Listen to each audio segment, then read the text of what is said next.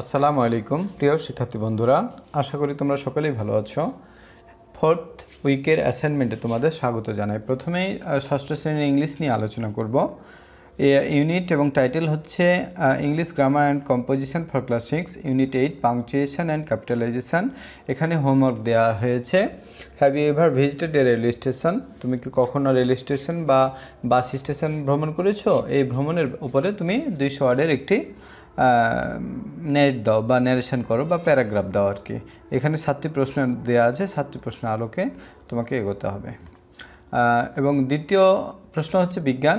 বিজ্ঞান হচ্ছে সপ্তম অধ্যায়, পার্ট 1 থেকে 3, পার্ট 4 থেকে 6, পার্ট 7 থেকে 8 সপ্তম অধ্যায়, পার্ট 9 থেকে 11।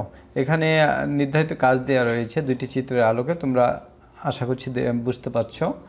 এবার বাংলাদেশ বিষয় পরিচয় হচ্ছে অধ্যায় 11 অধ্যায়, 13 অধ্যায় এবং নির্ধারিত কাজ দেওয়া রয়েছে। আশা করি তোমরা সেটি বুঝতে পারছো। প্রিয় শিক্ষার্থী বন্ধুরা, তো আজকের মতো এখানে শেষ করছি।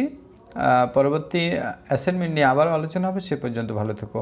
আর আমার ভিডিওটি যদি তোমাদের কিছুটা হলেও ভালো লেগে থাকে তাহলে অবশ্যই চ্যানেলটি সাবস্ক্রাইব করে নিও। আল্লাহ হাফেজ।